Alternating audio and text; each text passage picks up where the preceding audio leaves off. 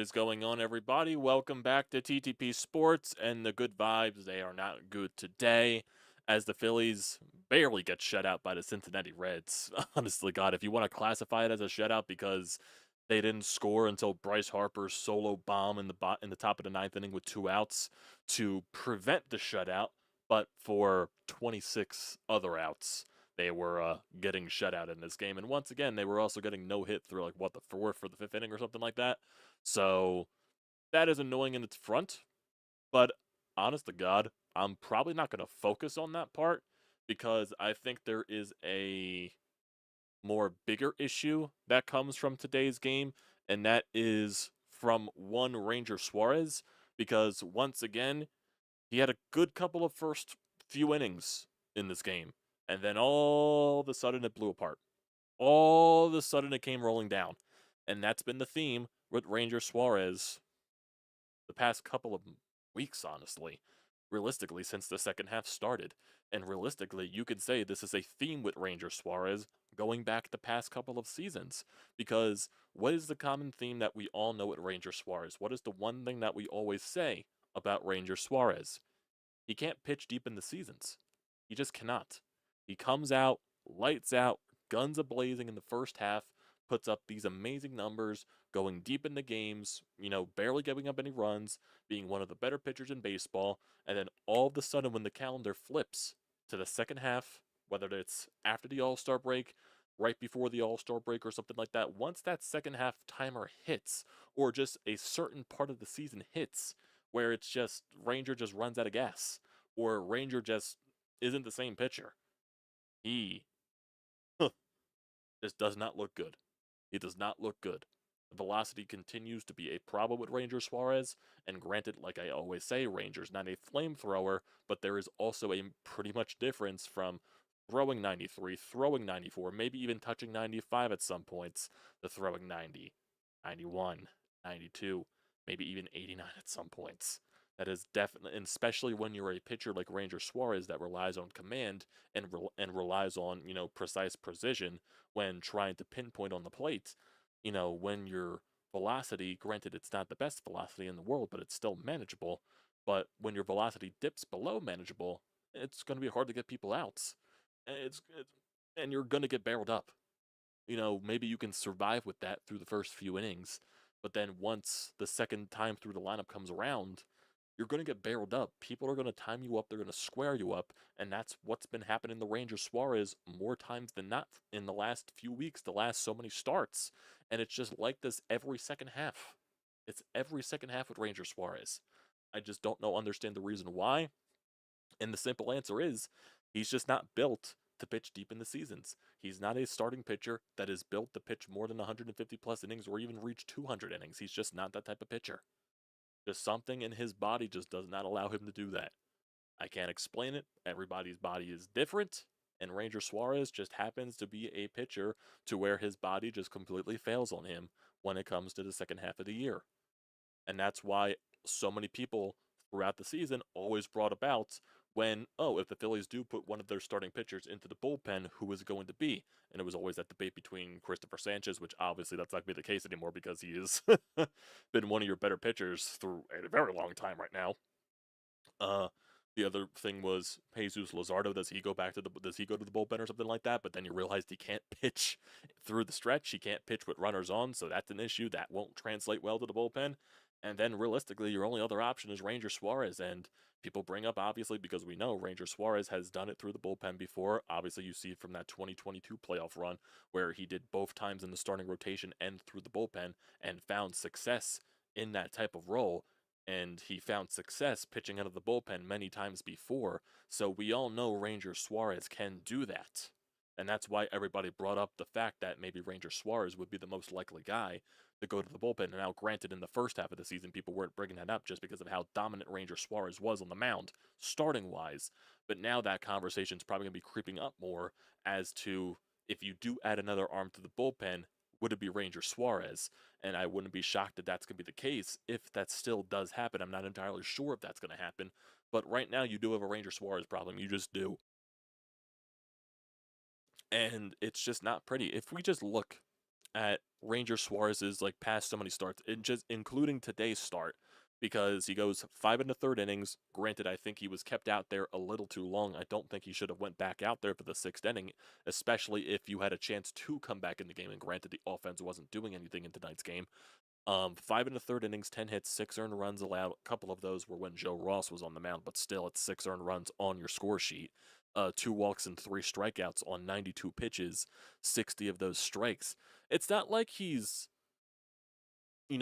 completely lost command. Like, his command is like okay, but it's like it's the velocity. I feel like it's more velocity than not with Ranger Suarez, because he's not throwing 93, 94. And there is a chart that somebody did post. I think it was Tim Kelly that might have retweeted it, and it showcases like through the past couple of seasons, including this year, just the constant dip in Ranger Suarez's velocity. And I believe it was a Fangraphs chart or something like that that just showcased like the year by year dip in his velocity. And it's definitely very glaring that, this is an issue with Ranger Suarez that might scare some people away, and rightfully so. And I always come back to the thought of, obviously he's in his contract year this year, and I am 100% terrified about a possible Ranger Suarez extension, just because if he's a Scott Boras client now, he recently switched to the Scott Boras agency. So Scott Boras is officially his agent. You know what Scott Boras does every single offseason when his clients are free agents? He's going to try to get them out there on the market and get them back the most money possible. And I just don't think, especially with Ranger being a Scott Boras client, I wouldn't be comfortable giving him an extension. I just would not, especially when you see this just every year with Ranger, that something happens in the second half where he just completely falls apart and is not the same pitcher. You can bring up, he steps up in the postseason, blah, blah, blah, blah, blah. But it's just to the fact that, why does it got to be a grind with him to get there? Why do you start out so hot and then just finish with the most nightmarish looking possible? Like, why can't you just be consistent throughout the entire 162? Why can't you be consistent? Why can't you pitch deeper in the seasons? Why does your body fall apart so much to where you're not going as deep in the games as often? And granted, that's also a question from the Phillies' perspective.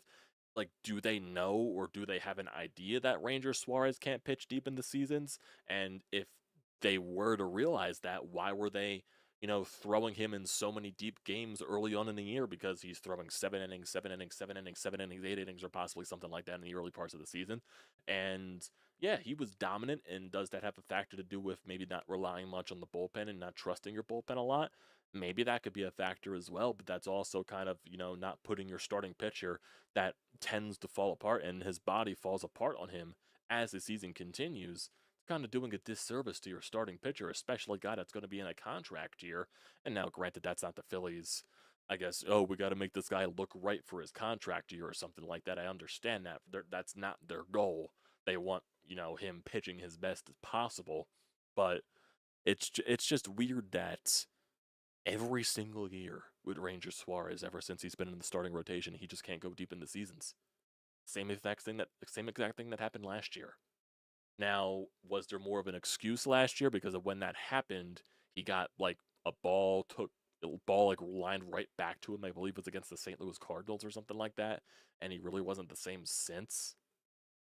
Like, it was really a grind for him in the back half of last year. And granted, he did pitch in the postseason. He did start in, what was it, the game 3 against the Mets, or the game 4 against the Mets. And granted, he didn't allow a run, but it was still very shaky.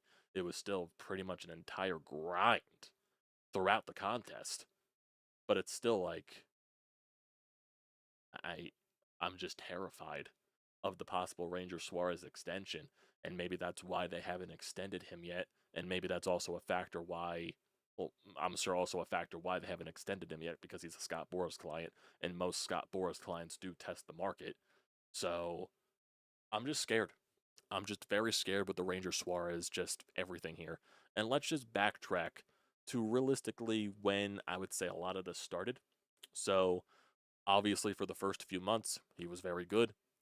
Um, ever since his first start of the season where he allowed the 7 earned runs to the Arizona Diamondbacks, he was really good ever since.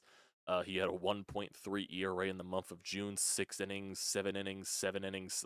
So he had 5 starts in a row where he went 7 innings in a row. And that's combined with, let's see, 1, 2, 3, 4, 5, 6, 7, 8, 9, 10. He had 10 starts in a row where he went 6 innings or deeper into the game. And the deepest he has gone is 7 2/3. So he has appeared in the 8th inning before this season. But it's still, it's a lot of deep starts in a row. And then once you get to that one start against the Cincinnati Reds where he only went 5 innings and threw 80 pitches, and I don't remember what the cause was for that. I think that was a situation where Ranger was dealing with back tightness. I believe that was one of the reasons.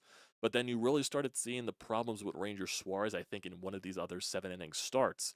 And I think one of those maybe was against either Houston or it was against either the Atlanta Braves on the road, where you can tell there was something wrong with his velocity, because I believe it was that Atlanta game on June 29th where, yeah, he did look pretty good. He went 7 innings. He only allowed 1 earned run. He struck out 8, only allowed 1 walk, but you could definitely tell there was something wrong with his velocity.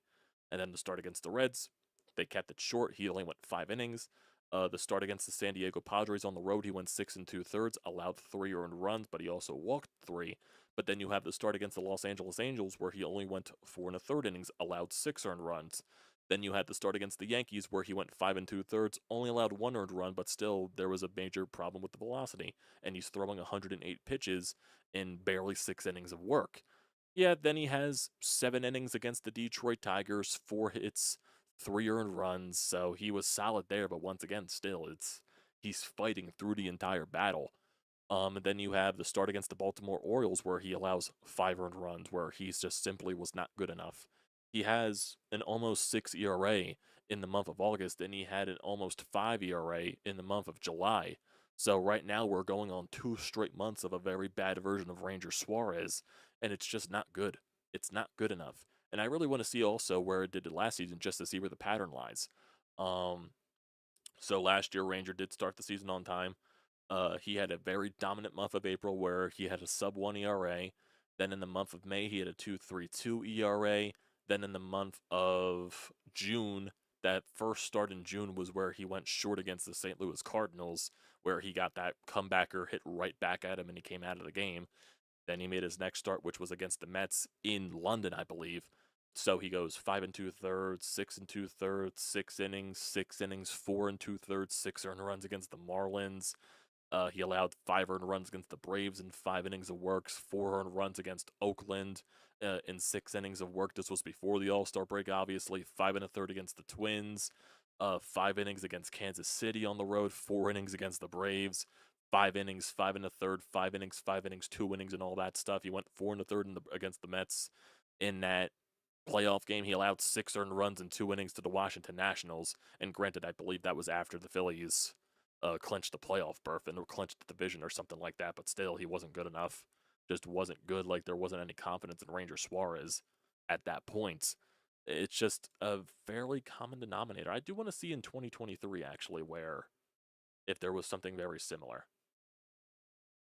Okay, so May. So he started the year in May. He was not good in May. He was very good in June. Was not good in July.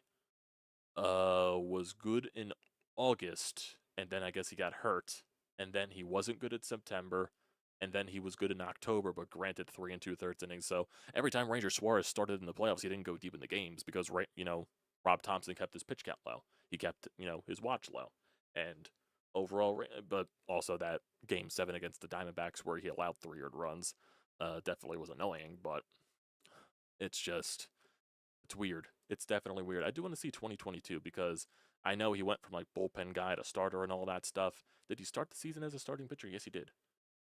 Uh, yeah, 2022 he was more consistent, definitely. 2022 started off with a near 5 ERA, then it got better. June he was a 3.77. The month of July, I'm assuming he dealt with an injury at that point. He had a 0. He did not allow an earned run in the month of July. Had a sub 3 ERA in the month of August. So 2022, he was more consistent at that point. And then in the playoffs, he had a 1.23 ERA. So he had really good moments in the playoffs. The start against the Atlanta Braves, where he only went 3 1/3 innings. The start against the San Diego Padres, where he went 5 innings. Then he had the bullpen relief appearance against the Padres. He had the relief appearance against the Astros, then the 5-inning start against the Astros. So he was good then, but realistic. So he was more consistent in 2022. It's just, and also 2023, he was very up and down. But like last year, he started off hot, finished cold, and this year started off very hot and is finishing off very cold. So it's just a very annoying thing right now from Ranger Suarez, and I just don't know what they do. I don't know what they do with him. Whether that's shut him down for a little bit, but that's also the same fucking conversation that you're having about Zach Wheeler, which I don't think they're going to do with Zach Wheeler. Now, does it make more sense to do that with Ranger Suarez? I don't know. I don't know.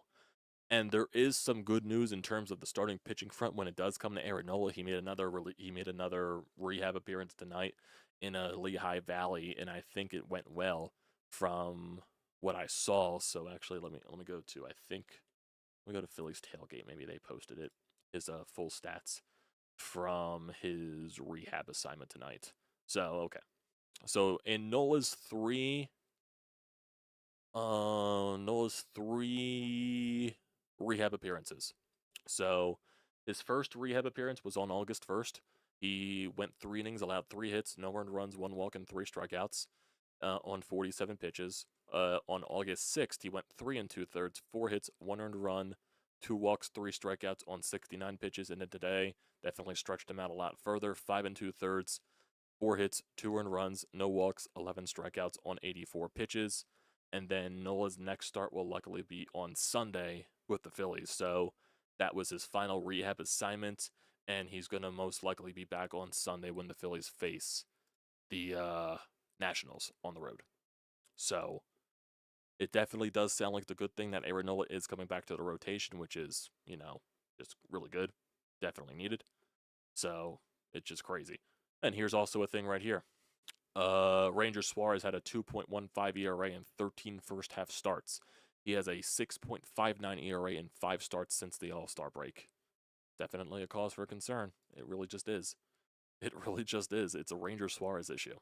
I know the offense didn't score much today, but and I know that's the way I'm talking about it, it's giving the offense a break. I'm not giving the offense a break, but also in a lot of chances with this offense, you need to have I know it goes to a fact that you're over relying on your starting pitching to be perfect, but for a guy like Ranger Suarez, from the expectations that we do have on him, and that also goes to a fact why a lot of people are giving praise to Taijuan Walker, because the expectations realistically, let's be realistic here, the expectations for every time Taijuan Walker goes out there on the mound, it's very low.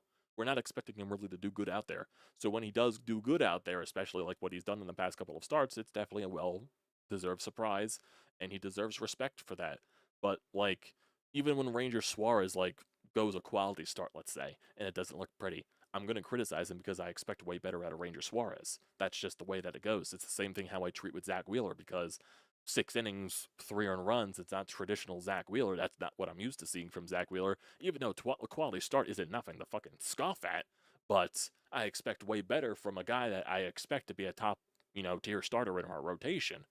So it's just the issues that I do have with Ranger Suarez right now, and the factor of also me just being very afraid of an extension with Ranger Suarez, which I don't think should happen, in my personal opinion.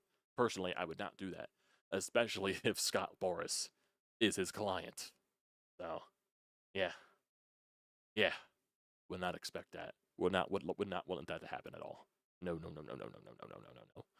No, no, no, no, no, no, no, no, no, no, no, no, no, no. No. No, no, no, no, no, no, no. But there was a gameplay today besides the Ranger Suarez part, and the offense really didn't do much. 5 hits, 1 run, which was in the 9th inning with 2 outs. Bryce Harper solo shot. Besides that, nothing else. Trey Turner 1 for 4, Schwarber 0 for 4, Harper 1 for 4 with the solo shot, Castellanos 1 for 4, Marsh 0 for 3, Sosa 0 for 3, Kepler 1 for 3, Stott 0 for 3, Marchand 1 for 3. You only had 1 chance with runners in scoring position, and that was actually a chance to, when the game was still very much in reach. I believe it was Marchand and Trey Turner on 2nd and 3rd, and it was Trey Turner that barely missed an opposite field 2-run shot, which would have made it a 1-run game. So Schwarber on at the plate with a chance to tie the game, or at least make it a 1-run ball game with 1 swing at the bat. and didn't do anything. I believe he grabbed it out or something like that, or he popped up. I don't remember. Whatever it was, he got out. So that was realistically your only chance to come back into the game. And then Ranger Suarez obviously imploded once again. So definitely annoying. Definitely annoying. But I think Ranger Suarez is the guy that I fear most from this start, that I criticize the most from this start. And granted, you don't get the luck of the Mets losing tonight because they are currently winning 13-5 over the Atlanta Braves. And this game has been so weird because I believe the Mets went up like 5-1 or something like that. Then the Braves came back and tied it at 5, and then the Mets immediately took the lead, and I guess they haven't looked back since. But it's also another start for their starting pitching where they don't go more than 4 innings, I believe. Yeah, Clay Holmes only went 3 2/3. So, and Soto has been pitching, and now they're using Hageman for 3 so far out of the bullpen. And granted, the game's basically over at this point. They had a couple of home runs. Pete Alonso, I believe, has 2 home runs. Nimmo had a home run. So it's realistically, Alvarez has 4 RBIs in this game. Strider did not pitch good for the Braves. He allowed 8 earned runs. Jesus Christ. Jesus Christ. So it's also the Atlanta Braves. The Atlanta Braves have not been good this year. So just I don't know how much value I should take out of that. Probably shouldn't take much value because, like I said this in yesterday's stream too, the Mets can probably easily sweep the Braves and not gain any momentum off of it because I believe the series after they play Atlanta, they're playing Seattle, and Seattle's one of the hottest teams in baseball, I believe, since the trade deadline. I believe they recently just took over first place from the Astros, if I'm not mistaken. I think. I probably should check that. I probably should check that. No, they're a half game behind the Astros. They've won 8 in a row though. They're 9-1 in their last 10. So the Mariners have been playing very good baseball as of late, and also the Mariners have a very good starting rotation. So that's also a factor into that.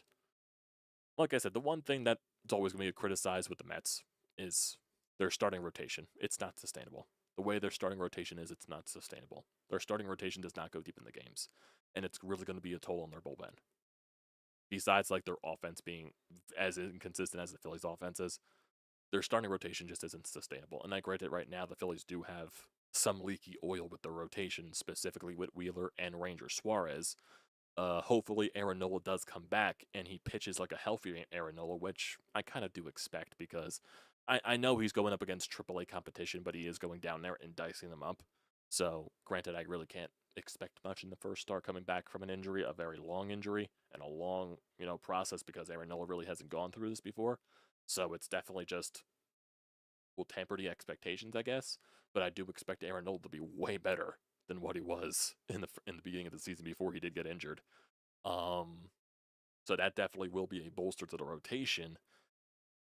Maybe the Phillies should consider a 6-man rotation for now. Maybe they should. Maybe they should put Taijuan Walker, keep him in the rotation. Keep him at 6, keep the 6-man rotation.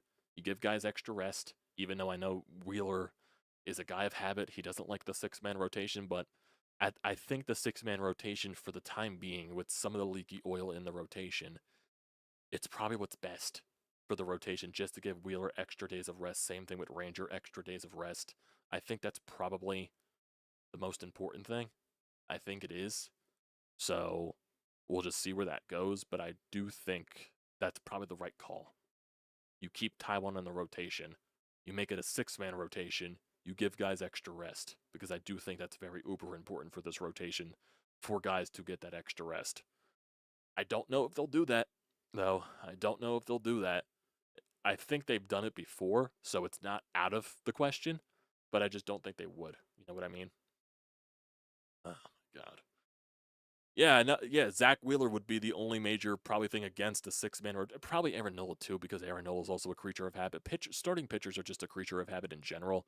They don't, and Zach Wheeler is really much of a thing that he wants his 5 days of rest before his start, not more, not less. He probably would say less too. Probably nothing more basically. But I think at this point you have to put your fucking foot down if you're David Dombrowski and Rob Thompson, saying that, dude, you haven't looked good in your past so many starts. We think an extra day of rest before your starts for the time being would be probably the best possible thing for you to get your velocity back on track and your command back on track. Same thing with Ranger. I think they should consider it at least. I really think they do. And especially with an Aaronola coming off of the rehab assignment too. Maybe that will help Aaronola. I think Aaronola's numbers are better when he has an extra day of rest. I think that's a fact. So, honestly, the God, a 6-man rotation would probably benefit Aaronola. So, I don't know. I don't know. But there is one more game to be played in this series, and you do have the benefit of having Christopher Sanchez on the mound tomorrow.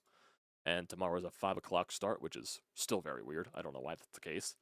You have Christopher Sanchez going up against Hunter Green, who hasn't pitched since June. So I don't know if there's going to be any limit on Hunter Green in terms of pitch count, in terms of inning limit, or something like that. So the Phillies, they got to do something. Hunter Green has been very good this year, though, for the Reds when he was healthy. So it's offense really hasn't been good the past couple, even though they have been coming back in the games, even though that really wasn't sustainable. It still has been more of a better than not. Why do I feel that the Phillies are going to explode offensively tomorrow? I'm not saying that. I'm not saying that. I'm knocking on fucking wood. I'm not saying that's happening. Because I don't want to be the asshole that's like, oh, this is happening tomorrow, and it doesn't happen. I've done that way too many times. So they're not doing that. But like I said, you do have the benefit of Christopher Sanchez. And then you go to Washington after this series for 4 games. And Washington is a team that is not good. They're 47-71. You should fucking spank that team. Should. Keyword is should. So, I'm not going to let the negative thoughts get in the way. I'm not. Win the series tomorrow. You go win 3 or 4 at least in Washington. And also, 2 of the next 3 series are against Washington. That should be a lot of wins on your book. Should. Not going to let the negative thoughts get over me. But yeah. Before we wrap it up and get to you guys in the chat, we do have one call here. It's from Zach, so we might as well get to that. So let's get to Zach, see what he's got to say. Then we'll get to you guys in the chat and wrap it up. Pretty forgettable game tonight. You know, I'm not going to beat them up too much.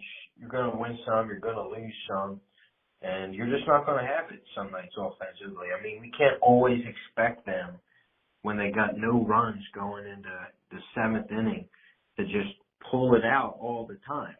I mean, they got it in them, but that's not going to happen consistently. You're going to have to put up 5 runs, you know, in the first few innings and really get ahead, because that hasn't been a big theme as of late.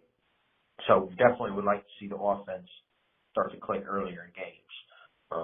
Although that probably means that they'll score like 5 runs early and then they won't do shit for the rest of the game. You know this team, man. But the real issue is Ranger Suarez. He's just cooked. I mean, you sent that thing in Discord showing how his velocity's dropped through like 94 down to 90 in the last couple of years. Yeah, he's going to have to be moved to the bullpen come postseason time. I honestly don't mind that because, you know, Luzardo can't go to the bullpen. You're going to get Nola back. Of course, Wheeler's a big question mark right now, but Taijuan Walker hasn't been so bad, and Christopher Sanchez is really your ace right now. So, yeah, put Ranger in the bullpen. You won't have Alvarado in the playoffs, so, yeah, you'll need a lefty there in the playoffs, definitely. But, you know, maybe Ranger can give you a little more then. Maybe he knows he can pump the velo, but I don't think he's right physically. And you cannot re-sign him. You can't keep him around as a starting pitcher. It's just, we've seen time and time again, a couple years now, he can't pitch a full season. He's just not made to physically. So, yeah, re-signing Kyle Schwarber has to be the absolute priority. I don't even know why I'm talking about off-season shit, but that is extremely important. Let's get back tomorrow. Let's win this series. The Mets are up like 13-5 right now in the Braves, so they're going to gain a little ground. So, yeah, need to keep going, boys. Heads down. Keep grinding. Go Phils. Peace. Yeah, I agree. If you get out of this week, out of this road trip, still at least 5 games up on the Mets, that's good. Because that means you're taking care of, that also means the Mets probably are winning more ball games. And granted, I can't guarantee what they're going to do against Seattle. If you get out of this week, out of this road trip, up 5 games still in the Mets, 5 or 6 games or more, that's a success. That is a success. But you still got to take care of your own business. So it can't be like you go on a losing streak on top of the Mets going on a losing streak. Can't be like that. But take care of your business. That's what you should do. And also one thought that I thought of as well. You don't sign Ranger Suarez in the offseason. You use that money. Granted, I don't know how much Ranger would get in the offseason. I'm sure teams would like to pay him. I'm sure on that front. Honestly, God, what does places project Ranger Suarez to make? Honestly, God, let me look. MLB, 2025 free agents? I believe that's the case. What is he projected? Make?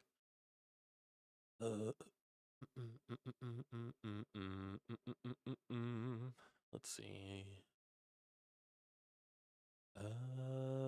This is 2025, right? Oh, I'm in 2025, 2026. 2026. Positions, starting pitcher. Let's see, does it have a projection for Ranger? Does it have a projection? Ranger Suarez. Yep, Spotrac has him projected to make $26 million a year. Projected. No thanks. No thanks. He's making $11.3 million this year. No thank you. I am not paying that to Ranger Suarez. Team can gladly take that. I'll just qualify you and get the compensatory picks. I'll gladly do that. I'm not paying Ranger Suarez near $30 million. Get the fuck out of here. Get the fuck out of here. Ranger, I like you. You're not worth that much, man. Where you can't pitch deep in the seasons. You ain't worth that. You ain't worth that. No. No, no, no, no, no, no, no, no. No. No. No. No. Get that fuck out of here. Harper with his best Chris Paul imitation. What was it? Chris Paul hits a huge 3 to bring the lead back to 60 or 40 or something like that. Deficit to 60 or something like that. Topper should have not let him stay out there for that long, even if his pitch count was low. Yeah, I do agree. I don't think Ranger should have been out as long as he was. Ranger is a Cy Young candidate in the first half and solid during the playoffs, but other than that, he just flat out sucks. What the hell is going on? What the hell is going to be our playoff rotation now that Ranger sucks? It's obviously Zach Wheeler's your number 1. Christopher Sanchez probably is your 2.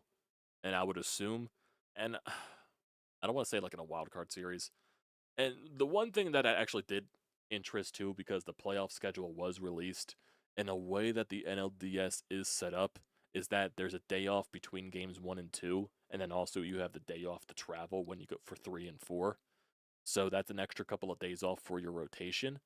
So realistically, you might only need 3 starters. Realistically. Because Zach Wheeler pitches game 1, you have the off day. Christopher Sanchez pitches game 2, then you have another off day. That's 3 off days right there. And then game 3 would be 4 days, I would assume, of rest. Then Nola would pitch game 3. Then most likely, maybe you could consider Zach Wheeler pitching a game 4 if you really need to. So maybe that works into your benefit. That's just something to think about. But, right, your playoff rotation, most likely, it's Wheeler, Sanchez, Nola, and then you're really just debating about who goes to the bullpen between Luzardo and Ranger. I do think, does Taiwan make the playoff roster? That's the real question mark. I know Taiwan's been more solid than not this year, but does that still quantify him to make the roster for the playoffs? Not sure, actually. I'm really not sure. Yeah, that's definitely a good question. I don't think he would be in the rotation, no doubt. I don't think he would be in the rotation. He'd probably be more of a bullpen arm than not. But that is a good question, actually. I'm not sure. I'm not sure, actually. I feel like maybe he would be, just because you need the pitching depth. But I think your rotation is more, obviously those top 3 are set in stone. It's really just what are you debating with the 4th starter? Are you doing Ranger or are you doing Luzardo? And one of the other goes to the bullpen. I think that's just the thing. So we'll see. We'll see. Could you do like a situation with Taiwan Walker? He comes out. Like, does he do like what a Noah Syndergaard did in the postseason, where he pitches like 3 innings or something like that, and then you go a Luzardo out of the bullpen? Like, do you combine that start? Like, you do a Luzardo as the starter, then he does like 2, 3 innings, then you do Walker for a couple of innings or something like that, then you use the rest of the bullpen? Is that something you do? I'm not entirely sure. I don't know. That's definitely something that need to work upon. Yeah, it is very interesting. It is very interesting. Didn't really think of that. Got a lot of back and forth here between Frank and Zach, which is always nice. It's really, yep, it's the Braves. All blah blah. The Braves suck. Strider sucks. Astros are currently down 2-0 to Boston. Yeah, I think the Astros have been losing more frequently than not. If I am not mistaken, yeah, they're still losing 2-0 in the 6th to Boston. What have the Astros been like lately? They've been up and down. They won the series against the Yankees. Well, they won 2 series in a row, and they won last night. So, but yeah, they've been up and down. They got swept in 4 games by the fucking Athletics after sweeping the Diamondbacks. So then they lost a series to the Nationals, or they won a series against the Nationals. Got swept by Boston in Boston. Won a series against Miami. Won a series against the Yankees, and now are losing to the. So they're very up and down. And also, they just lost Josh Hader to an injury for the 15-day IL. So we'll see where that goes.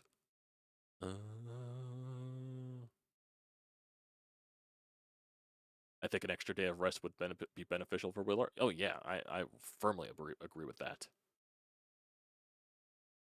Getting swept by the A's is crazy. The Phillies are the team that got swept by Pittsburgh, and they lost the series to the White Sox. So I guess it's not really out of the question. So I'm not one to judge, even though the Mets also got swept by Pittsburgh.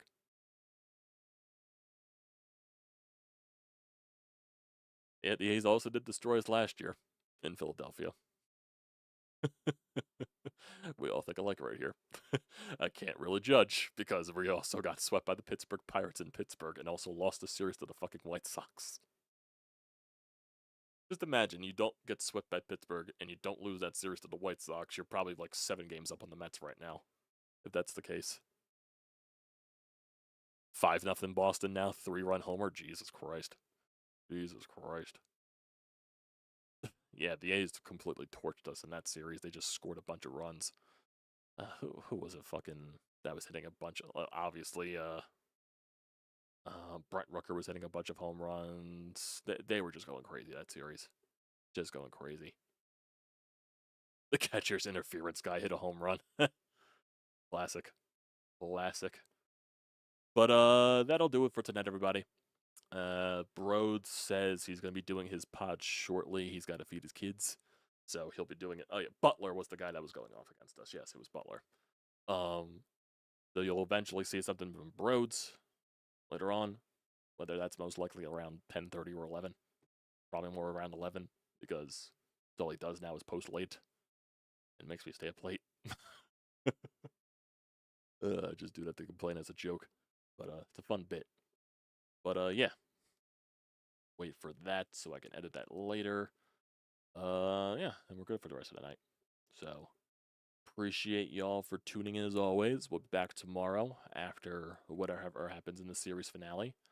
Hopefully Christopher Sanchez throws a gem, and hopefully the offense goes after Hunter Green in his first start back in a little bit, as I'm knocking all on wood. Yeah. So we'll see. But thanks guys for tuning in tonight.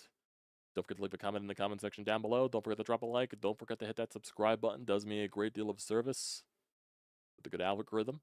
Also use the code TTPSPORTS, $20 off your first purchase at SeatGeek. Great deal. Don't pass it up. And we'll see what happens tomorrow. Hopefully it's after a Phillies series win and we just keep the more positive side of moving forward. Hopefully that could be the case. Thanks.